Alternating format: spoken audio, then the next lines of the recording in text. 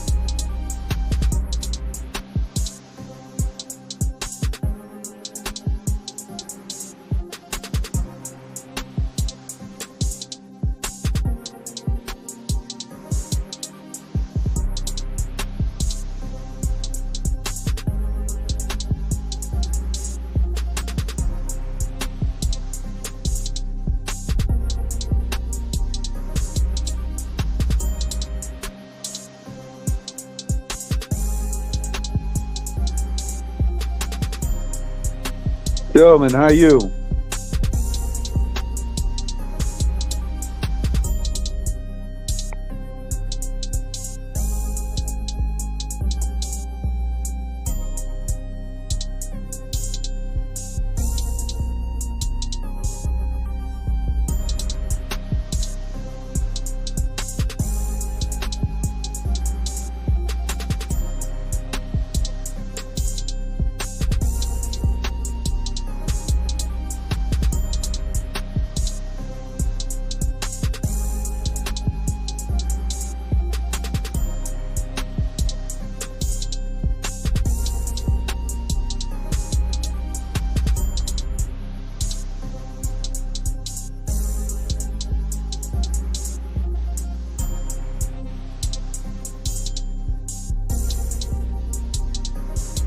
Yeah, I'm just waiting for some guests to come around. So, that's what I'm doing.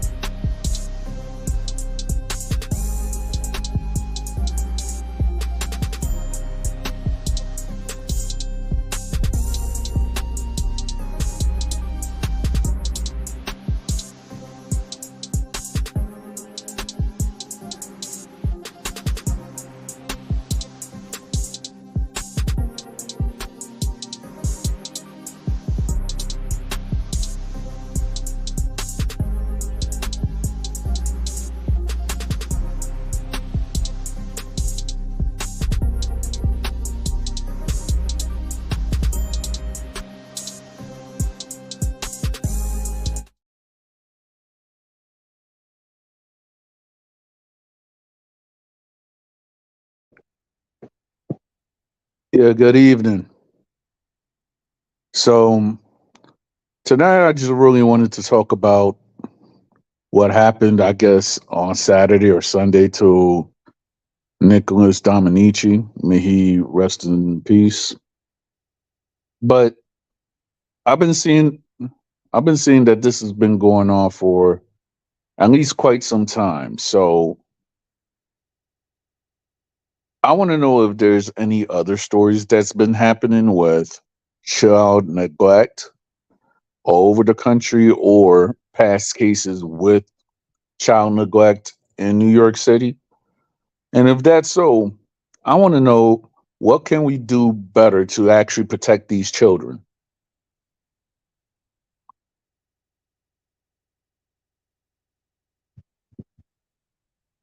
What's up, Rakim?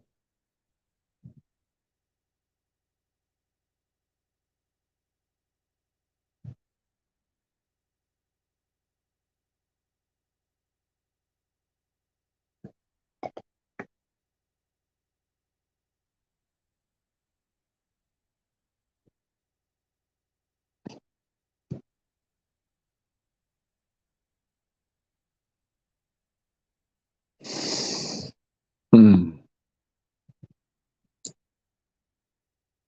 So that's why I just actually made the stream. So hopefully people could chime in their opinions, or if they have a background in childcare, what can we do to actually make more daycare stricter so children could be protected?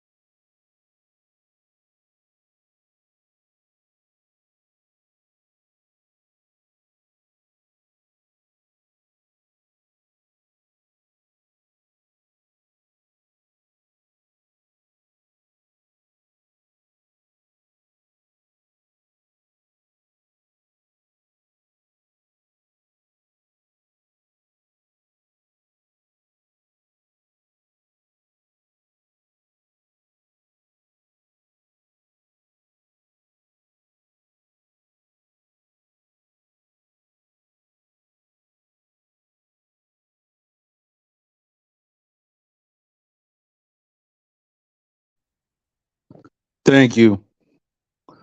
Yeah, I'm about to drop the link right now. So yeah, I just started talking, so I'll just it's not? Wow. Let me check.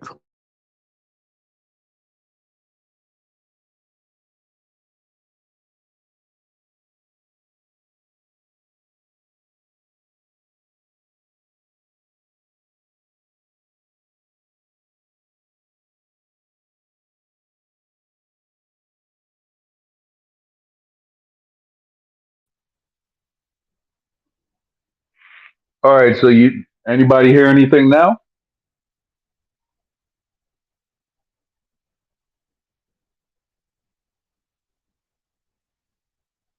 All right.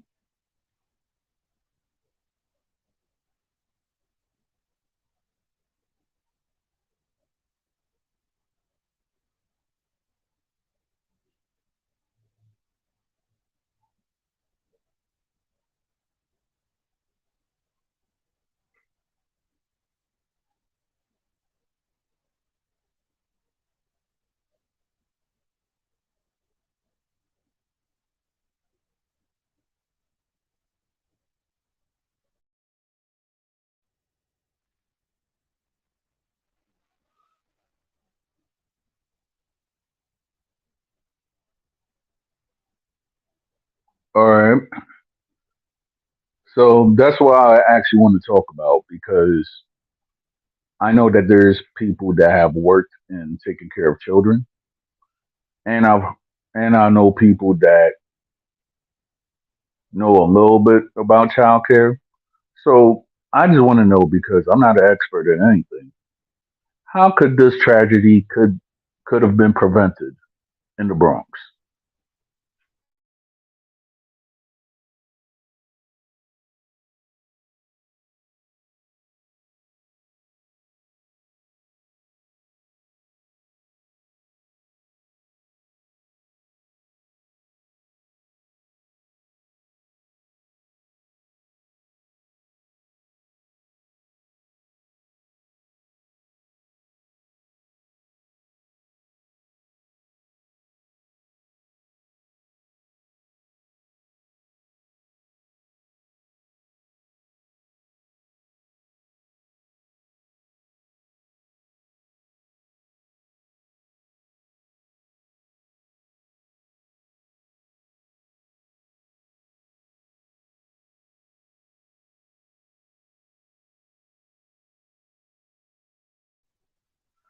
I mean, it just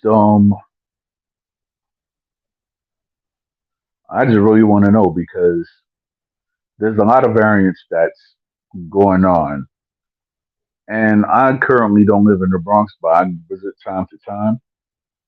So to me, it's just shocking on how a young a young child just lost his life due to the negligence of people that were supposed to take care of him. Again, I'm just gonna say rest in peace, Nicholas Dominici. So, and may his parents be comforted during their time of grief because whew, that's hard.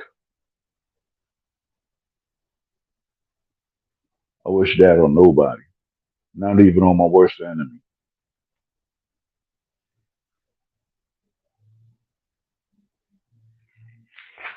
Well, what happened in the Bronx? I don't know if it was Saturday or Sunday.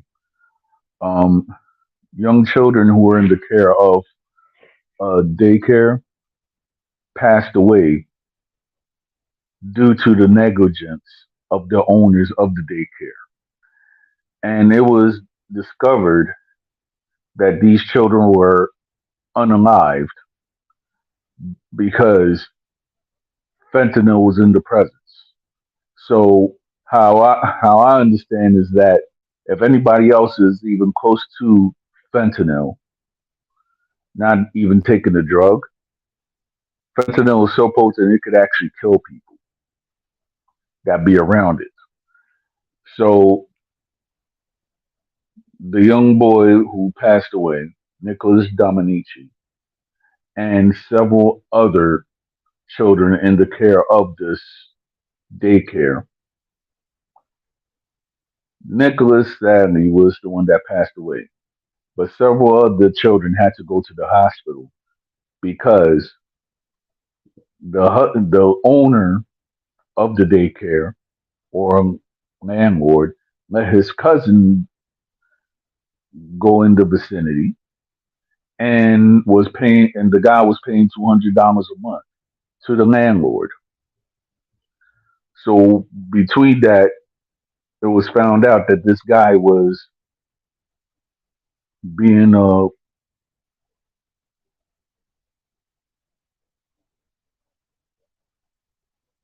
street pharmacist on the side.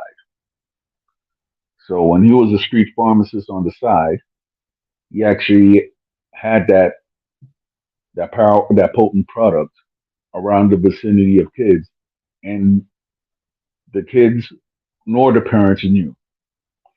So therefore, that's why we have this tragedy in this day and age.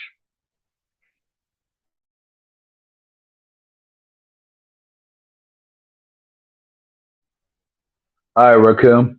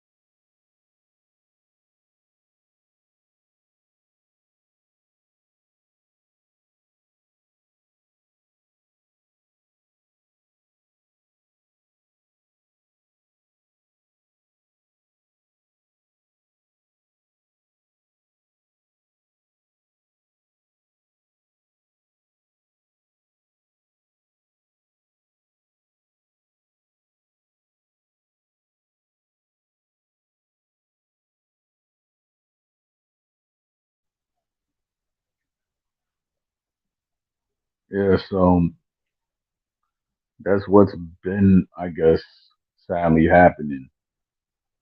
But then again, every so often I'm not saying only in New York, but I'm saying in other parts of the United States, we hear similar or other cases of child neglect or child abuse within within these nursery or daycare centers.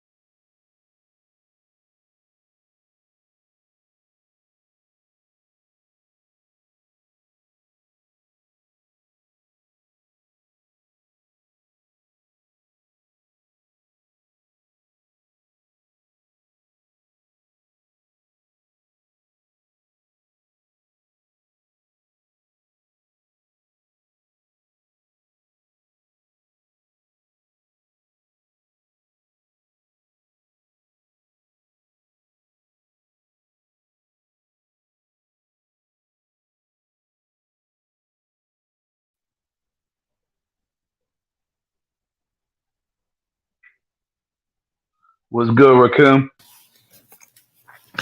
Don, what's going on, brother? How you doing? I'm just relaxing after a hard day's of work. So I actually was reading this story like yesterday and early today, so therefore I just wanted to do a stream on Yeah, man, this is an unfortunate situation. Whoever whoever operate this daycare got to be punished. They got to go to prison, and whoever the people that was actually using this damn daycare for a front to stash fentanyl and whatever else dope that they was selling, that person got to go down for that as well. it. Yes, and it was the owner's wife or the landlord's wife, I guess, that owned the daycare, and the landlord's cousin, from what news reports have said, who was renting a room in New York for $200 a month. So, with that said, I know that everywhere else is pricey, but then if you know a landlord, I guess you could have some shady dealings or whatever the case may be. Right, right. Yeah, yes, somebody got to answer for this. Period, man. The child is deceased behind this, so somebody's gonna have to, suffer the consequences. This was total. This could have totally been avoidable. So, Yes, and I'm anytime. like, and I'm like, I'm just flabbergasted at it happened where I'm from, the Bronx. So, and I know that in the past years while I was growing up and such, you've heard cases of child neglect or child abuse. And what was sad about it is that in the news report, the Nicholas mother was said that she thought that this daycare was a good place because somebody recommended it to her. I guess somebody who was a city worker or something recommended this child care to this young mother.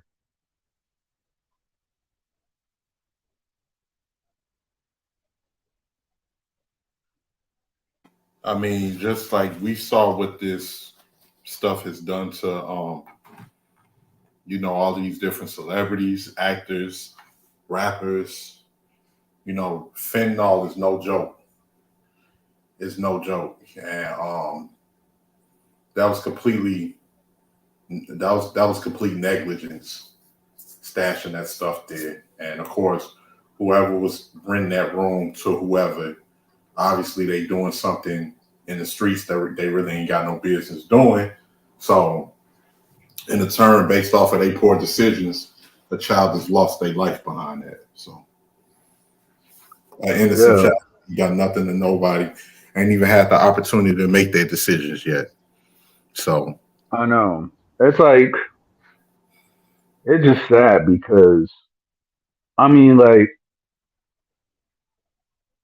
it's just a new low when children are involved. You get what I'm trying to say?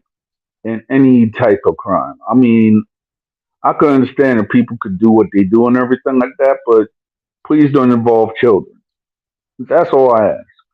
I mean, children are innocent. Children need to grow and everything like that. So why is it that certain people or certain entities, I might add, they want to involve children? That's one thing I just don't get. I mean, out of all the places, you thinking that you're gonna go and stash your narcotics near where children is at, and then and then you thinking that you're having a hustle of being a street pharmacist. I mean, the guy that got caught for it is actually a year older than I am, and I'm like, you're doing this at at at in your 40s. That says a lot. And then on top of it, it's not like the person's making any big was making any big cash on this, but yet The child had to pay for your stupidity. Yeah, it's just amazing. Well, one thing that we can take away from this, Don, is that low level people do low level stuff, man. And he was on the low level spectrum of that, which is explains renting a room for 200 and selling cheap fentanyl that he's probably only making crumbs off of. So it doesn't surprise me. I've seen this All right, come over again. all right. So you're in Chicago, or Kim, right? Hmm. All right. So in how should I say, in what you have seen over the years, Hmm. when did you first hear of fentanyl in your city? To be honest, not till about probably about 5 years ago, 5 6 years Right. ago. Um, it might have been before that, but it's been so many type of dangerous drugs. The only thing that's worse than drugs is fake drugs. um, Yeah. you remember when people had the synthetic heroin and the synthetic marijuana and different things like that. So Yes. It was like when I left New York. That was like late 2016, right? mhm. Going into early 2017, and I came to Philadelphia. Now, and by the time I left New York, this was 2016. 125th Street was called K2L, meaning that everybody was smoking K2. People were just hanging around the cheap pizza shop, harassing people and everything like that around 125th, and I believe near Lexington or so. So while doing that, and I left, and I just settled in Philadelphia with my wife. The next thing you know, I'm seeing everybody smoking K2 out here in Philadelphia like it was new. And I was like, nah, that ain't it. Then it was like I was watching the Walking Dead or whatever, and then I just saw Kensington, and I seen everybody just looking like zombies. Now I didn't really hear about fentanyl, and it wasn't really that nasty until I guess the pandemic happened, or even before the pandemic. That's when I started hearing about this fentanyl thing, like around 2018, 2019. I mean, in the news when it when it's concerning about Boston or New York or all the other northern cities. So when I heard that, and then I started hearing about people being unalive due to overdoses and everything, it just ceased to amaze me that certain people that they didn't even know that they was using, or they think it was their first time and stuff, are actually unalive due to fentanyl and they didn't even know it. I had a friend, like right before I had gotten married, I heard the news that he was living in Allentown, and it looked like he was actually making the turn better for his life, meaning that he started going to church, he started working and everything. The next thing you know, a friend went up and told me, "Oh, so and so passed away." Now, the last time I talked to him was around 2016 when I was still living in New York, and he was saying that he was about to go to PA. So me and him, we were supposed to meet up, but we was actually in different parts. He was in Allentown, and I was in Philadelphia. And me, I'm just gonna say to this day, I don't drive, and I don't know how I'm gonna make my way to Allentown. But I wanted to actually at least make the effort so I could see my friend. But I did not know that when me and my friend spoke, it would be the last time. RP to my homie Nelson Cruz. Yeah, rest in peace to your boy Nelson Don. It's sad, man. I've had family members that I've lost to, you know, at one point it was a bad batch of heroin going around in the city of Chicago. This had to be like '06, and it was a relative I had. I thought he kicked the habit in jail, but maybe he was getting it in jail or whatever. And I went and I dropped off some clothes for him. He was at a halfway house. Right. I dropped off some clothes for him. I was like, "Here, man, got you some Rockaware, got you, academics, different things like that." It was '06. Those was the brands. And Yeah. 3 days later, man, they told me he passed away. He got his Yeah. bad batch of heroin, and it took him out, man.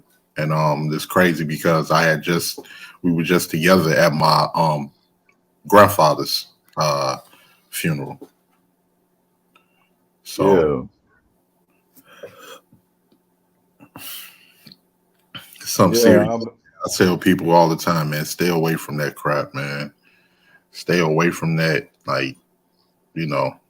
But it's even worse, like I say, with kids, man. That shorty hadn't even lived long enough to make his decision. So for that to happen, it's it ain't no words to be said, man. Somebody gotta be charged, or somebody gotta be punished for doing that.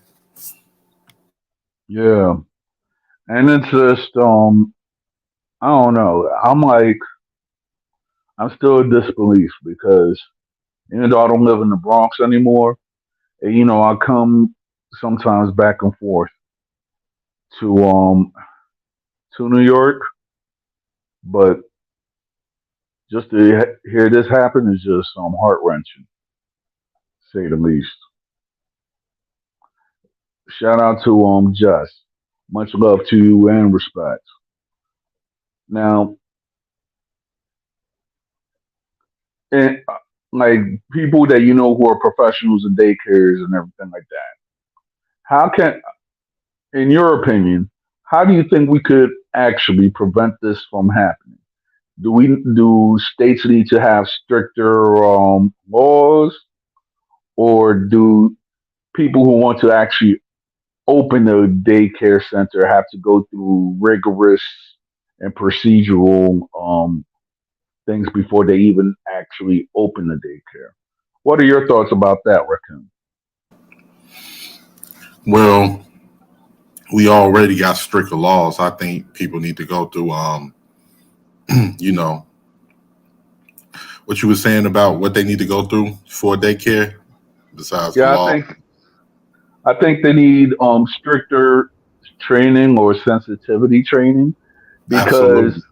And on top of that, they need to have people just pop up weekly at that daycare, just inspect everything and make sure that everything is all right. yeah,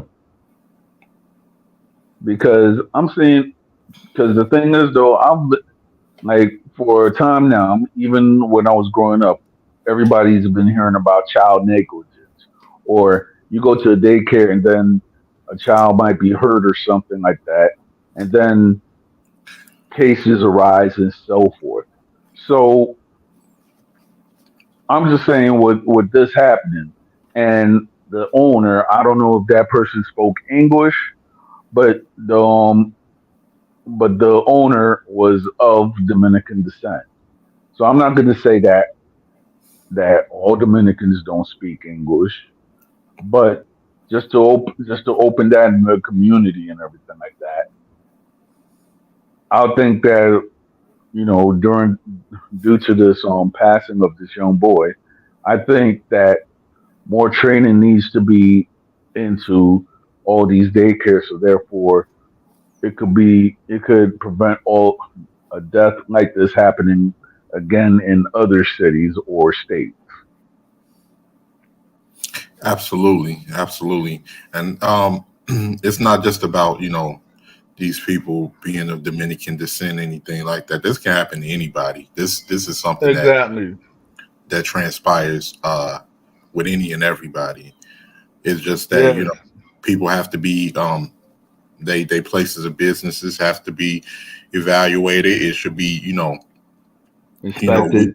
weekly or monthly inspections. And pop up at any time so you can catch them off guard in case somebody doing some shit that they know that they ain't got no business doing. And that's Right. pretty much it. Hmm. Yeah, I agree.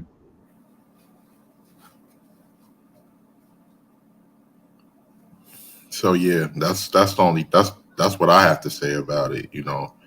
I think it just it's unfortunate what happened to Shorty, and nothing can really fix this except somebody's got to go down for it.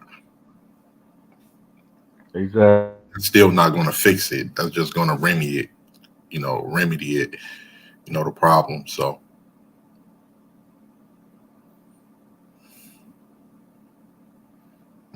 yeah, man, a kid that's messed up, man.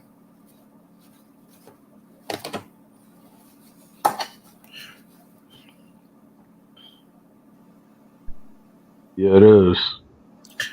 Talk it just says a lot of people taking foster children for all the wrong reasons. You are absolutely correct. Just I, absolutely. I, I I mean, I That's mean, been to me, going is on forever.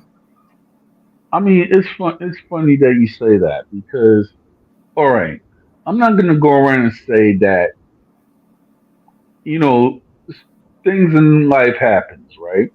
Hmm. But yet, and then you have people who are our own family that they don't, that you think that they're family, that they're gonna take care of your kids, but they actually don't.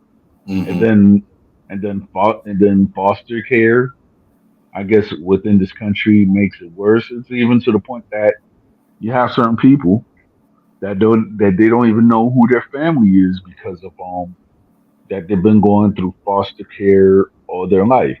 Hmm. So my thing is that I don't like you see certain people who are successful, but you see a lot of damaged individuals that don't know what the sense of family is, whether it'll be to negligent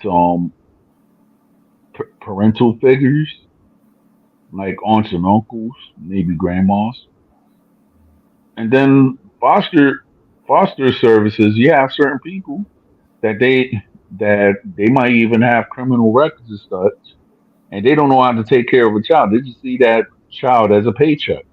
Right, Sad to say. and that happens more often than people think. It's been plenty of situations of us hearing like of people that are troubled individuals in their adulthood on how they was beaten as a child, or they was in foster care, beaten or tortured as a child, or touched, or a lot of other stuff like that happens. Yeah, because unfortunately, some human beings are scumbags, man.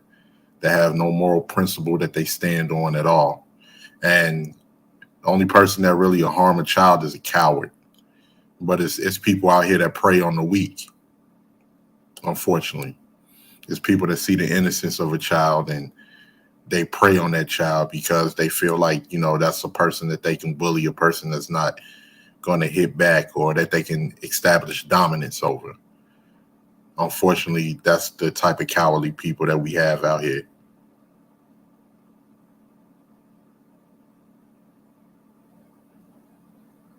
I totally agree. Yes, absolutely, man. We just got some wicked people out here, and even this may have been an accident or so, but it was an accident that shouldn't have happened. So I saw it on the news in New York City. So it was an accident that shouldn't have happened.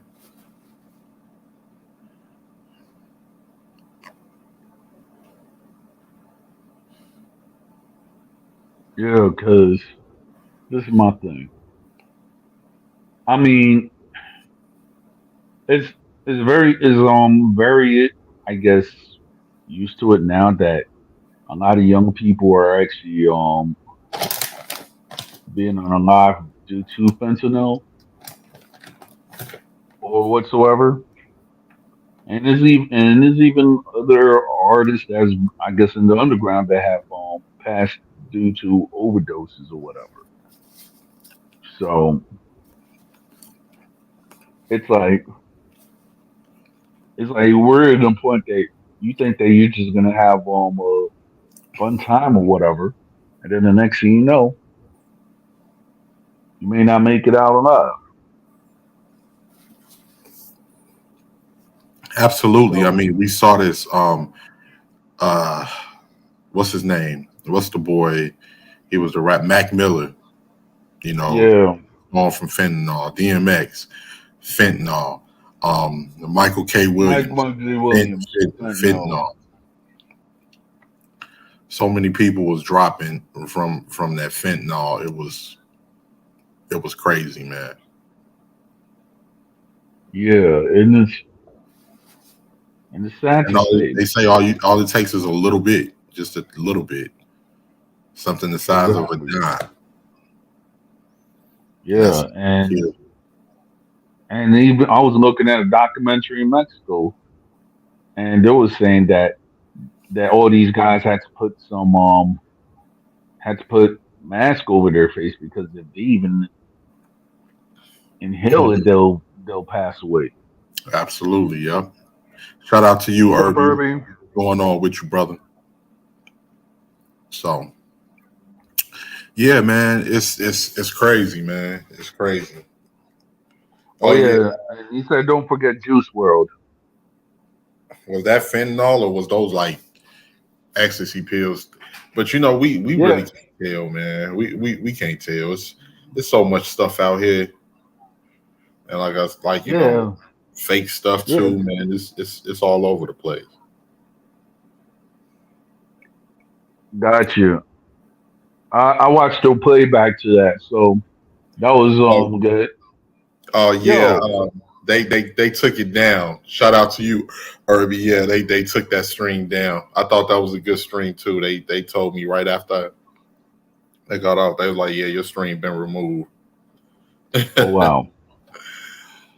I mean, why they took it down? Was it copyright issues Yeah, or more than got likely because I was showing scenes of a movie. I thought I was doing something, trying to put the fair use thing and pausing it to a certain degree, but I didn't pause enough, and who right? knows, could have been certain interviews and different things like that. So yeah. Yeah, that's why I went up and I did a stream one time, and I did like a news thing. The next thing you know, there was like, we had to take your joint down. So therefore, that's why I would try to. I don't know too much of the fair use to actually share articles or whatever. So I just try to do my stream as it is. Hmm. So I guess I'll read the article whatsoever. But as far as me doing the fair use, I'm not up to that level yet. I get what you're saying. Yeah, definitely, I get what you're saying. All right.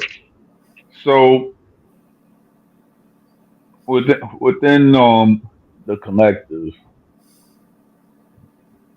what like in Chicago, right? Hmm. What would what would be the I know that the war drugs happened, that the drug epidemic started in the 1980s and it persists now to this day, right? Right. So, and I know that I'm older than you. So, from you talking to the OGs in the streets and everything like that, to their recollection, who who or what started the drug epidemic in Chicago, or when did it happen? For, If my just if first to say, my if my memory serves me correctly and based off the information that I received because I wasn't around at that time. For a Right. long time, uh, crack cocaine didn't touch Chicago like it touched the streets of New York City and Los Angeles All because right. there was certain gang chiefs that was keeping it out. Um, Right. but as time went on and people found themselves being incarcerated, by Mm-hmm. by the time period I can remember, crack was in full effect by the late '80s All right. in Chicago. I was born in the late '80s, so I wasn't there to see it, but as young as I can remember, from 5 and 6 years old, 93, 94, I had family members that was addicted. So All right. quite a few. It was even family members I had to go see in rehab. So um, Yeah. same thing that's going on today was going on back then. It was more dangerous back then, just like New York City, whether it's the Bronx, Brooklyn, parts of Queens and Manhattan or Staten Island, or even Long Island or Yonkers or Mount Vernon or any of those places in the surrounding areas, because what made it more dangerous in the 80s and the 90s with the drug epidemics, and it was no cameras at all. Right. We've gotten so used to cameras. I think a lot of people forget that. At that time period, it was no cameras. So it was easy to do a Right. homicide. It was easy to rob. It was easy to have a crack house where people, was going in and out on a day-to-day basis. And Right. that's really when the inner cities was at their worst. Exactly. And So remember, to your right. same thing with New York City, they still trying to find murders that was unsolved in the 90s and the 80s. Right. Right. Same thing here. So okay. To your recollection, and I'm just going to use this terminology, but you and I know what we're talking about. Hmm. To your recollection, growing up and talking to your elders, Hmm. which which organization or mob were like the billionaires of the era? Because we've heard several. People they do the documentaries and such. But me Hmm. being an outsider to Chicago mob culture and how things go down in Chicago, Hmm. what like who were the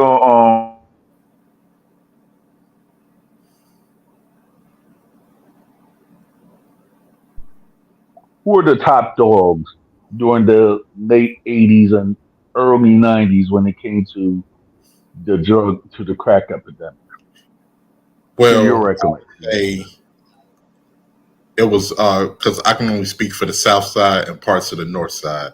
I'm not a All West right. Side. I've because like the thing is, it's one big city, but it's like it's much smaller than New York, but our sides would be the equivalent to boroughs. You know what I'm saying? Like if the South Side was Right. Brooklyn and the West Side was the Bronx. Some Right. people may intermingle, but most people don't leave outside of their boroughs. Like that's how it Right. was here. But based off of my information that I received growing up, one of the top dogs at that time period, and it went in cycles. In the '80s, it was the Black Pea Stones, Right. the El Rukins. They had it in the '80s. And the leader of their organization, Jeff Fort, aka Chief Malik, he was actually sentenced since 1987 for plotting an attack on the city of Chicago. Apparently, he was in cahoots with Muammar Gaddafi because the Black Pea Stones was a Muslim organization, a Islamic street organization, and a lot of that stuff is in their literature, like as far as Islam and different things like that. They was converted into that organization when Jeff Fort was locked up the first time, and he converted to Islam, therefore turning the Black Pea Stones into a Muslim El organization. Rukin. The El Rukins, yeah, which is Arabic for cornerstones. So, which Right. is their symbols was 21 brick pyramid, the crescent moon with the star, 5-pointed star, But they've always been, they was a powerhouse in the '80s. Um, the LKQN, Almighty Latin King Yeah. Queen was also a powerhouse, and they was the strongest powerhouse when it came to the Latin side. Not trailing far behind them was the Maniac Latin Disciples, and not trailing far behind them was the Spanish Cobras on the northwest side. And of course, all of like with the ALKQN, they're based, they're citywide. Everybody, all of these organizations was citywide. So if you was a member of that organization, you can go to another section and you'll be welcome in, because of course they'll ask you, oh, you this or you that, where you this from? Oh, I'm this from 79th. I'm off Paulina Avenue. Oh, okay, I know that set over there. Okay, cool. But after the '80s, then the '90s came, and it was growth and development. It was which at that time they was known as Black Gangster Disciples. They had it for the '90s. All right. They had it for the '90s. Of course, the AVLN, Almighty Vice Lord Nation, they was doing their thing on the west side. Most of the west side is Almighty Vice Lords. They controlled that whole sector. That's where they were birthed at. They had sets, of course, out south and up north, but that's where they were. That's where they was born at. Which is, my grandmother was from the original neighborhood where they was birthed, which is North Lawndale. And actually, a fun fact that people don't know: North Lawndale is also where Martin Luther King lived during his time in that he stayed here within the 7 months living to protest the housing conditions that blacks were living in the city. And so yeah, that was called, even their nickname today is called the Holy City, because that's where their organization was birthed. And it's nothing but them. You drive through there, you'll see it's just different factions, like Mafia Insanes, Conservatives, Undertakers, um, Insanes. Insanes, yeah. And another thing, another people don't know, a lot of people don't know, but Kevin Garnett, which is a retired basketball star, that's who he ran with. I don't think he was out there in the streets, but that's the organization that looked out for him. And he talks about it in interviews and different things like that. So they got their own, all of their factions. Some of them, get along with each other. Some of them don't. But nobody from out south that's repping another organization gonna dare go over there. Like, they super deep. They're actually one of the second largest in the city. Well, to my knowledge, because things have changed with the whole drill era. But yeah, the BGDs had it for the '90s. By the time the 2000s came, most of these organizations was getting hit with RICOs.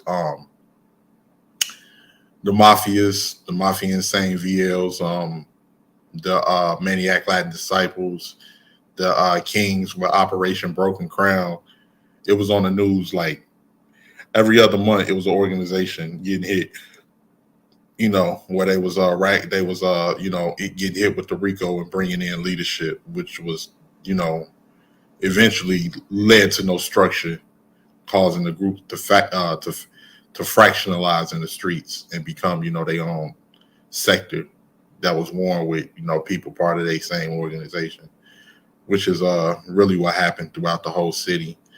And also around the 2000s, once the 2000s came, the BDs, the trades, Black Disciple Nation, they became stronger, and they actually flipped a lot of members that was part of growth and development into Black Disciples, and they became stronger with them hustling in the streets and different things like that. They was raking in a lot of money as well.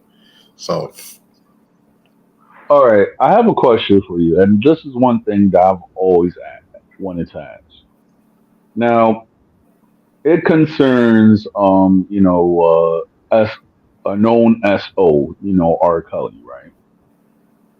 mhm. So, is it true, albeit what he was, because everybody know what he was, a SO and a R&B singer. Hmm. What did the streets of Chicago had to say about R. Kelly? I'm saying not even admit the allegations, but I'm saying his street connection. It's true that he's from Cabrini Green, right? No, he's not from Cabrini. He's from the South Side. I forgot Okay. what sector he's actually from, but I do know he was affiliated with the Stones. The Black Peace Oh, is what is who looked out for him that he was connected with. right. Um, the only thing I heard about R. Kelly was that he would go to high schools and pick up younger girls and different things like that. But at the time, that's what a lot of people were doing. He wasn't the only one. There was guys out there. That they did the same. That they did the same actions also. 22, I mean, 23, picking up it was 10-year-old, it 16 was year old. funny. It was That was funny when I was in high school, right? And girls and dudes used to diss each other and everything like that. Now, the females that we wanted in high school, I'm not gonna say their names because I forgot. They were actually dating older guys. same here. So, Same here. so they had the cars and stuff, and even to this day, I don't. But I could say thank goodness because of my looks and stuff. I've gotten around, but the at the time younger men wanted to be like these older guys that were picking up these females from high school. Now that I think about it, it's just plain stupid. Yeah, I I mean, mean, I think a lot of us did, man, because we were young. These guys had cars. I remember guys coming to my high school. Excuse me. Um, with the 2004, 2005 Magnum, Dodge Magnum with 22s, yep. bumping G Unit Beg for Mercy, or bumping Get Rich or Die Trying, or whoever was high, and they was getting the chicks that you would have thought almost they was grown, man. Like some of them chicks looked like they was like 21, 22 they self almost, because they was dealing with these older guys or whatever. So like we ain't had a range at that time, man. We like, man, I'm still on the bus. I can't hang with these cats, So that was a common occurrence. But with R. Kelly, a lot of people, um, no, Irby, no, it's not like that. It's not like that. We got our areas, and we have our good areas, and we have our bad areas. No, it's not. It's not like how they like to portray it to be in the media. No, All it's right. it's used as a scapegoat a lot of the times. My city, our city is used as a scapegoat, but pretty much like yeah, like I guess it depends on who. Some people probably look the other way, because it was a common occurrence that, from what I heard, that he dealt with women in high school. And um and I'm still a don't and like when it comes to the man's music, I'm still a big fan of R. Kelly's music. That'll never change. And I think, in my personal opinion, I think he should be in prison for what he did, but I think it was a lot of lying and a lot of false allegations that went along with that. I wouldn't say R. Kelly is the worst, not excusing what he did, anything like that, but all these people trying to say he attacked and abused them and hog tied people and held people in dungeons and stuff like that. I highly doubt that, especially with him. I'm, I'm, I mean, if you really look at it, right? I'm not gonna go around and say that I doubt it, but think about it, right? If you like the amount of cash that R. Kelly had, right, or supposedly had before whatsoever, right, and then all the hits that he wrote for other people and everything. So technically, before I guess before the criminal cases or whatever, one thing which is sad is that by the time that he got convicted, he was not even worth. He was only worth $1 million. Hmm. Then counted all the hits, and then the lawyers they had to pay off, and then his condo rents and everything. And then you have to look at it. You're paying off these lawyers, and these lawyers is gonna take are gonna take your money just to make sure that you're free, right? Hmm. That was the first time. So my thing is that if R. Kelly was in his prime, I'm talking about financial wise, right? Hmm. And if he had like an exorbitant amount of money to do uh, Bruce Wayne's type behavior, you know what I'm trying to say? I mean, I'm gonna be honest. When that filthy tape came out with R. Kelly and that young woman, it was bootlegged all over New York. So my thing is that if somebody went up and stole that tape or what have you and put it out there underground, you don't know what type of concoctions that man actually had because at the time he was a financial powerhouse, believe it or not. I mean, I'm not going to go around and say that he was billionaire status, but if but compared to us, hardworking people, you just that is like, oh yeah, he's a millionaire, so therefore you don't know what type of stuff at that time he could have had. You know what I'm trying to say? Right. And I definitely understand where you're coming from.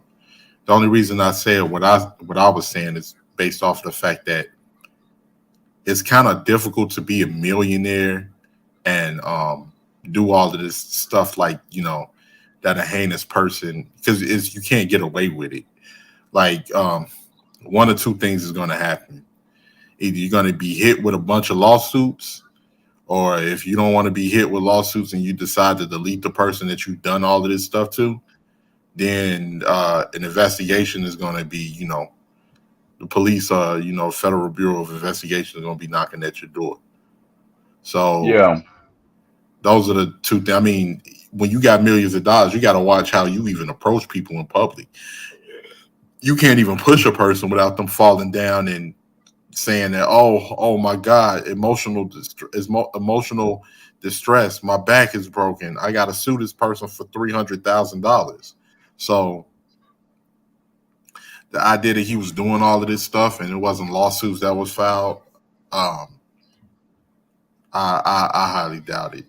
I think a lot of those women that was involved, I think they lied for money or but as a then again, one thing I'm just gonna say is this: if they did lie for money, right?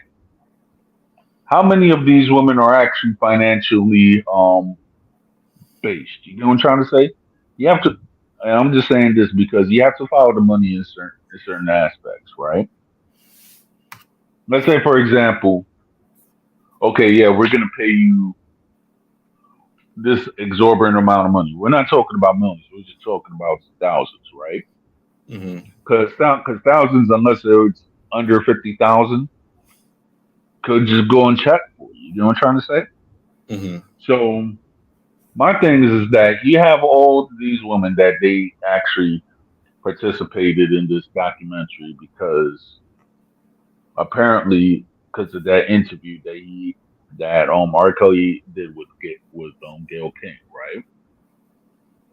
hmm So and then you have certain people that have rumors and stuff about Oprah because a lot of people don't not like Oprah. My mother was one of them.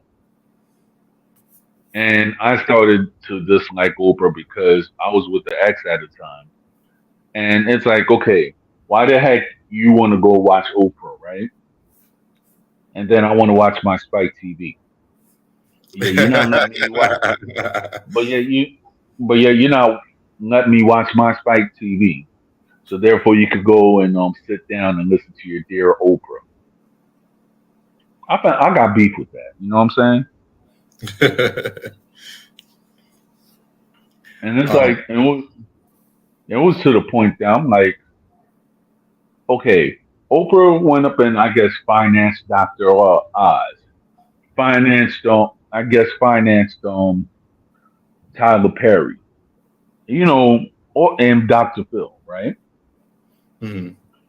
So my thing is this: you have all these people that you financed and everything, and I guess and what people have actually said that she actually felt a certain type of way because when she was trying to put out a narrative about Michael Jackson and she didn't like the way whatever, she was trying to damage that man's legacy at the end with these documentaries. And which she did. Well, yeah. I mean, but at the end of his life, so it doesn't. It's not valuable. You get what I'm trying to say? Because the man's already he's already resting in peace. Yeah, it'll be So what 2000. Oh man, Michael's been gone for what 16 years.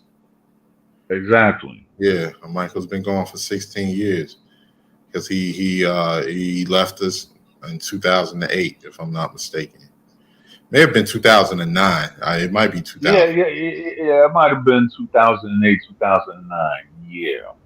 Nah, I think it might have been 2009. I'm just gonna check because it was like 16 years I was living in Jersey around that time when he passed away. Yeah, because Michael Bernie Mac died. It was 2009. Bernie Mac died in 2008. So if I'm Yeah. And yeah, if I'm not mistaken, I don't know if it was 2007 or 2008. I think it was the year that Stack Bundles passed away also. hmm Yeah.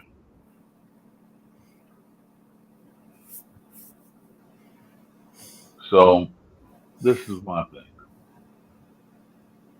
You know, to this, to the topic at hand with drugs.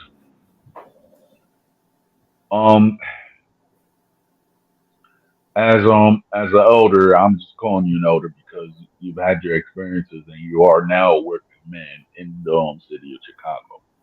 hmm What do you think is going to be the future for these young members of the mob or affiliations or whatsoever?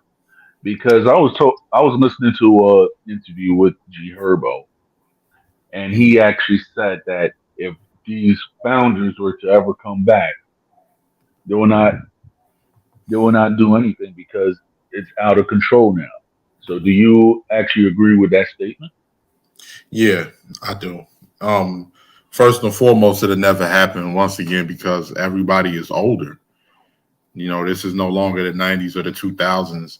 And the sad thing about it is, I saw it getting out of control. I saw it when it was, getting out of control. You got to think, these kids today, they don't have to honor laws. They don't have anybody above them. They get their own, they get their own work. They get their own guns. They don't have to follow nobody. And it's nobody that can enforce law upon them, without it being lethal consequences. So that era is over and done. And it's at this point now where everything is more about blocks and crews than it was about organizations. Of course, I was the person that I grew up in the last remnants of that from the 90s into the mid 2000s and, late 2000s. But, now it's just mostly about little cliques, kind of like Philly or different places like that. Of course, they claim the organization's name and everything, but that's mostly for tradition or if that area is historically that. But they're not really, moving as a unit or anything Exactly. like that. Yeah, because in Philly it's different, and I'm just saying for my what my thing is like, okay, when I was talking to my homie that I work with, he was saying that he was surprised on how many gangs that there are in Philly, because the way that gangs operate in Philly is not like how they operate in California, New York, all Hmm. the other cities. It's like It's cliques, it's you got crews. Like they don't do it's color clicks things and or none of crews. that. They don't do oper initiations and stuff. It's just that If okay, you we from, don't like yeah, you. if you from We that we we block, we, yeah. we got that Thule, and we're gonna go to war, Hmm. and we're just gonna make it blast. I was like, wow. And then they were telling me that, if we ever see a B or a C out here, we're gonna do this, we're gonna do that. These are guys that that they're older and they ran the blocks or whatever. They say, yeah, we ran something, but yet I've met like maybe two or three B's and C's, the blue and red organizations Hmm. in Philly. But the thing is, though, with Philly it's just saturated with whosoever. They could be, how shall I say, they could be in the midst, but they're not really controlling anything because you got so many crews out here in Philly. Yeah, Like they cannot really. So, not that type of and city, with all yeah, that stuff on there. It's more like Philly is more like how New York used to be in the 80s and the 90s. So, exactly.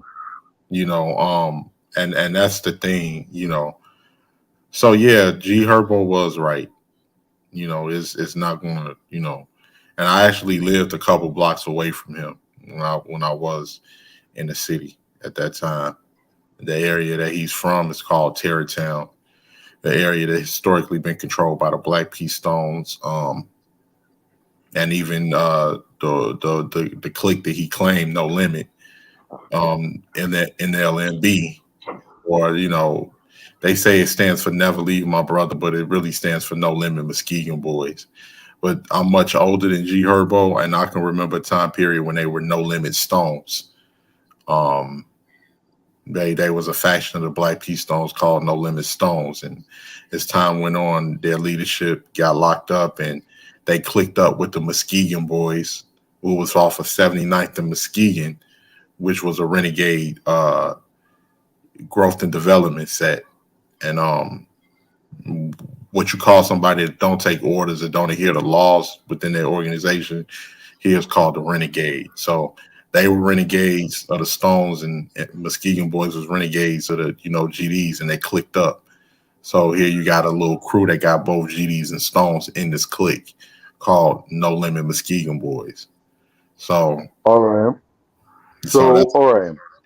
that's the area that he comes from. All right. I'm going to tell you the truth. All right. When I was out in the streets or growing up, right? I'm talking about when I was like maybe 14 or 15. I met guys who they said they were growth and development, right? Hmm. So later on, when I started talking to people and everything like that, there was like that what's going on in Brooklyn because that's where a lot of these people who claim to go to development were from. They Hmm. said that they were renegades that actually came from Chi-town to New York. Hmm. So therefore, you might know what I'm saying. They there is a organization within NYC called No Love City. Mm. Is it Yeah, that's is that's it the definitely a Chicago thing. Yeah, it's all definitely a right? Chicago thing. They out of Inglewood, if I'm not mistaken, around oh man, what's they I can't 50, I think like 55th or 56th in Emerald. That's the Right. area over there in Inglewood. They call it No Love City. Yeah, All right. Yeah, because that's you the have certain name of the area. The area that they control is called No Love City. Yeah. right. So I've actually met people who were growth and development when I was working 2016 as cleaning up the streets or whatever, and it was to the point that I remember I just went up and I broke down. I was like, "Yo, I just hate this day." Mm-hmm. It was a LK and it was a folk and it was what we call folk, growth and development, right? Yeah, folks. Yeah. Yeah, yeah. We There was like, yo, what's going on? I was like, I hate this day. You know what? They actually consoled me that day, and I always have respect. I was like, yo, it was just seeing like Mother Day and everything like that. I'm like, I can't even celebrate this day. You know what I'm saying? Because it was like, even though it was 2016, it that day just made me, feel some type of way because my mom's gone and everything like that. So you know, I just hated that day. And then, they actually consoled me. I was like, yo, they told me their story and everything like that. The okay, he lost his mom's when he was just a young boy. You know what I mean? Mm-hmm. And then the growth and development, we were just talking. He was like when he lost his mother, he was just on the same level I was, wilding out and not caring anymore. Because during that time I'm talking about from 2013 to 2016, even though I got with my lady, I did not care about. I just only saw three options in life.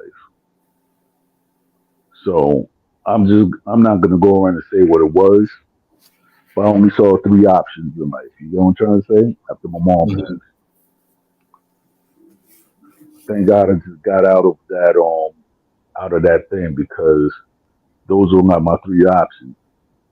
I didn't Mm-hmm. even think I was gonna have a future. I'm just gonna say that. So I remember. So shout out to that dude that told me down, and he said like, "Yo, I know how it is." I was like, "Yeah." So he was telling me about the stuff that he went through. He was in Chicago. He was like, "Yo," it was wild and everything like that. I was like, Yeah, I can imagine. we definitely got our areas. We're no different than New York, Detroit, Newark, Jersey City, Philly, Baltimore. We're no different. We got our areas, but Yeah, it's yeah, it's funny. very And it's funny because I lived in Jersey City at a time in my life. mhm. But yeah, But it's a very gorgeous city. I recommend anybody come visit. It's a city with over 2.8 million people. You right, all, nobody will have to, worry about something happening to them. Most of the area you'll be at most of the time is the downtown area, the near north side, the outskirts of the city, different places like that. Even the south side has right. areas. So it's not as bad as people portray it to be. But yeah, we got our parts and we've had our dark days especially. And but yeah, like with what Irby was saying earlier, yeah, the drill rappers are more focused on ops and getting clout. It's not about the money no more. They don't even know what money is because they never had it. That era of hustling is long gone. So that's, yeah, they do focus on that, Irby. But what you were saying earlier about the whole R. Kelly thing, Right. I think he was actually enabled to do that. I know it was a hmm lot of parents that was pimping their children out. That rarely gets talked about. And I mean, I mean, one thing I'm just saying. What I mean, for anybody, I know because it happens in all cultures. What would possess a parent would possess anything to pimp out their child? Would it be a lack of education, a lack of morals, or they just don't know any better? I mean, that's one thing that's still mind boggling. Like, okay, you think of your child as a bartering tool. Mm-hmm. It's just yeah, yeah. It just surprised me because I've seen even movies that it was like, oh, that there was, women who actually sold their child, and then the next thing you know, there was like, oh, when my mother sold me, she was mad because she didn't get enough rice. I was like, yo, you serious? Yeah, it's money. It's money, man. That's all it is to it. It's money. It's about money. Yeah, You know, if they can find a way to make a dollar, if they're struggling, they'll not even if they struggling, if they just greedy, they'll serve their daughter to men like that on a silver platter, man. And everybody is gonna look the other way. Just like everybody think he should be in jail, I think some of those parents should be in jail right along with him. I believe that too. You know, because he had help. He didn't do it on his own. He had help, and Right, everybody. And when they found out he was getting indicted, everybody that enabled them, they scattered like roaches in the projects when the lights come on, going in all right, different types of directions. yeah.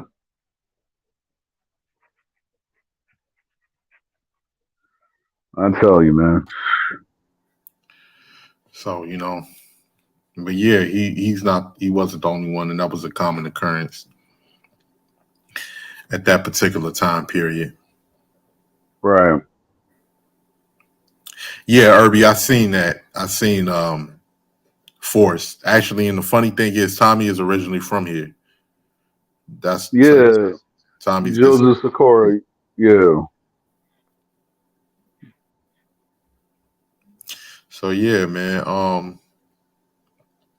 But yeah, it's unfortunate. It's an unfortunate situation. I wish it was something that can really be done as far as these people that involve kids and they whether it be drugs, whether it be whatever, any type of illicit activities. If it was up to me, it'd be far more brutal consequences. I'd definitely be making examples out of people. Exactly. I mean, okay. I remember when I was like maybe 13 or 14 and I was watching quote unquote mob documentaries Hmm. that in certain projects in Chicago, people just went up and they just actually shot at each other from different buildings. I was like, damn. Yeah, it was control of the housing projects. It's not. I don't know how it is in New York City, but you can have three gangs in one housing project in Chicago, and all three of those gangs was fighting over buildings and who was going to control the drug trade in that project, and Right. that's how it was. Like for instance, I have family in Cabrini Green. I used to go up to Cabrini Green frequently. Let's say Cabrini Green had 23 buildings. Out Right. of 23 buildings, and that's not even counting the row houses, but let's say it had 23 buildings, 17-story foot, projects, high rise project, you know, 7 foot, 17 floor buildings. Out of that 23 buildings, say the GDs might have controlled 15. Hmm. Um, the Mickey Cobras controlled 5, and Right. the Vice Lords controlled 3. Wow.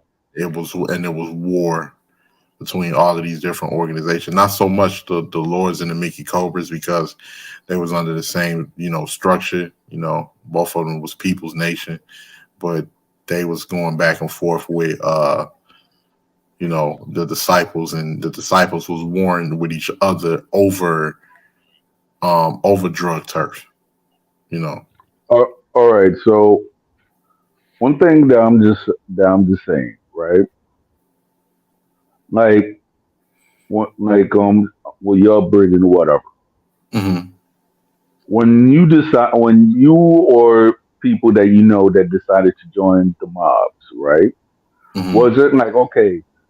Was it like okay? You had like a ancestor that was in the mob before, or was it like an older person that you looked up to, like an uncle or somebody that was a member of that? Because I know that most of the mobs, from what OG went up and told me, which I'm not going to say that his name, but what OG and me told, because he actually gives me a lot of knowledge about Chicago. Hmm. What he says is that most of these mobs or whatever traditionally were like from your grandparents to your parents, and it even came down to you. So I was like, that's why I asked, because you have certain people that have those histories. You know, Yeah, going back to going back to the 1950s and 60s. it's a combination of both. You got some people that get enamored, that got enamored by the lifestyle, that join, and then you got some people that was just born into it. Because when you look back at the growth and development, that started in 1969. Right. That's how long, right on the corner of 68th and Green in Inglewood.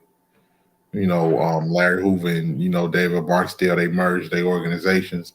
They became one organization. Black Peace Stones started in the 60s. The Vice Lords is one of the oldest street organizations in Chicago. They've been around since 1958. Right. So the King's been around since the late 50s. So a lot of people were born into the situation, or if they lived in the area, it's just like California. If you lived in an area that's dominated by this particular organization, if You're gonna you become that. if you fall in the pitfalls, you're going to become part of that organization. Like me, I grew up in the GD neighborhood. My whole neighborhood was GDs. A lot of family members were GDs. That's just Right. what it was.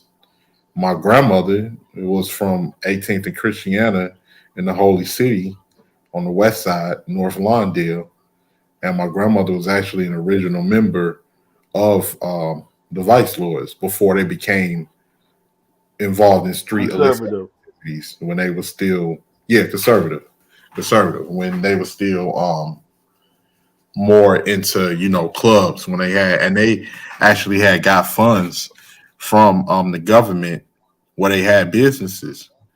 They had the House of Lords, they had the African Lion, where people would go get their dashikis and different things from, to show, have some sense of pride and self-respect. They had the house, I think I said, yeah, the House of Lords. Then they had Juketown, which was like where people went to dance, and they had their games in there, the pinball machines and different things like that. They was actually getting funds from the government to keep business open, and that's where the kids went. That was like the after school thing, for the peewees and everything, called the House of Lords. So yeah, it was like, it was it's a combination of both. It's a culture here. It's a culture just like Los Angeles. All Um right. So and it didn't start so with it didn't start with either black or Latin people. It's been a culture since Europeans here, the Irish, the Polish, the Italians, the Greeks. yes. It's been a real gangster type of street organization culture. All right. Another thing I'm about to ask, right? And only you could clarify this. Are you and Jojo Capone from the same hood or from different sections of the city? Nah, we from different sections of the city. I grew up mostly on the southwest side in the hundreds. I grew up on the far southwest side. I'm originally from Morgan Park, 111th Street, Bishop. Morgan Park is adjacent to Roseland. An infamous person from Roseland is If anybody heard of him, I mentioned him on my stream. Robert Yummy Sandifer, aka Lil BD Yummy, who was the 11-year-old kid that gained national headlines across the For country. being alive. Yeah, when he was unalived by members of his organization for deleting 14-year-old Yo, Siobhan Dean by mistake, who he was actually firing at rivals, and she caught a stray. So I'm from that area, Morgan Park. I was actually born in Roseland Hospital, right up the block on 115th Street. So, and also I got ties to 79th and Ashland, 79th and Paulina, which is Auburn Gresham area, which is where my father was from, and JoJo Capone is from Sarkon City on the southeast side. yeah. I've always heard of Circon City. I didn't know where it was at, but like when I used to look at a website like around '04, '05, it was called. It was a ChicagoHoods.com.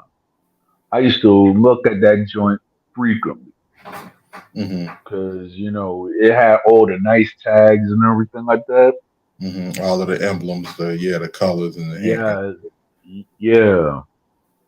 Yeah, that's the So area he was from. He's off 75th in Dorchester over all there in right, Arcon City, and that's a uh, that's a GD controlled neighborhood as well. But at least it was when I was growing up. But right next to that neighborhood too is Rock Island, which is you know it was Black P Stones, Four Corner Hustlers, and Vice Lords, all in that area, and it's actually right across the street from 75th and Stony Island, which is where the mosque, the mosque is located, where Minister Farrakhan speaks. right.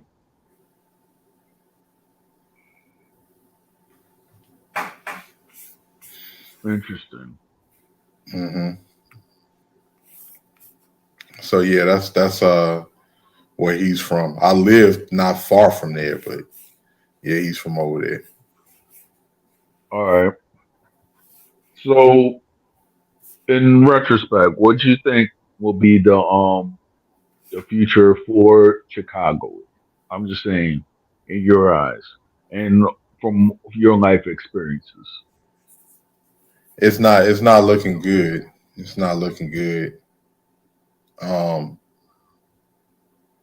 it's the same thing that's been going on. Unfortunately, crime is a business. It's been a business, and as long as the people in that area,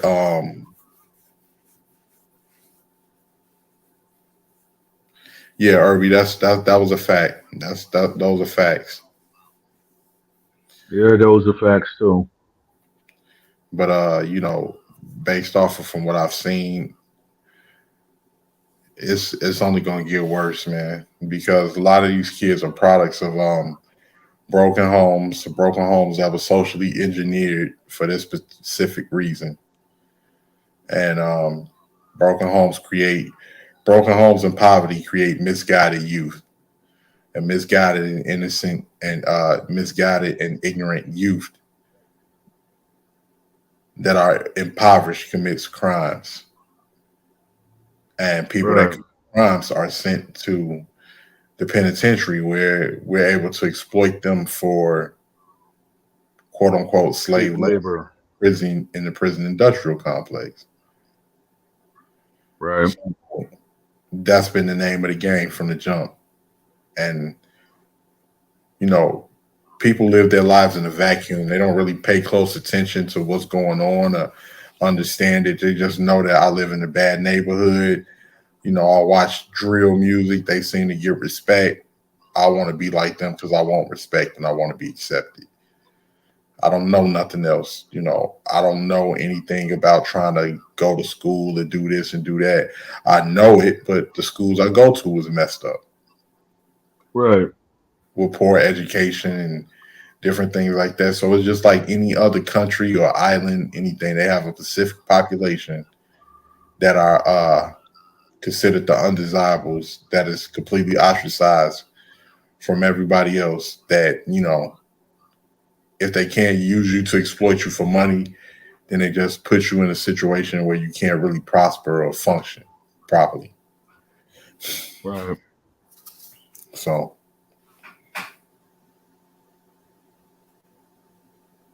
Yeah. Well, I'm about to wrap this up. It was nice talking to you, Rakim. man, nice talking to you, Don. I want to say shout out to Talk Your It's Jess. Shout out to Irby. Shout out to you, brother. Mhm. We Yeah. kind of got on a sidetrack with a few other topics, but yeah, rest in peace. But, yeah. Rest in peace to that young boy. I mean, dang. If you're interested, if you excuse me, if you're interested, Don, one website that I think is a lot more informative that you will like to watch, that will give you more information. Maybe I should put it in the back chat, in the private chat. Yeah. Yeah. So I'm gonna put this back here. All right. But yeah, yeah, I'll holler at you in the backstage for a minute, Don, after you end it. Yeah. Well, to everybody that watches it, stay safe. This has been Open Topics with Don Armando. Ciao.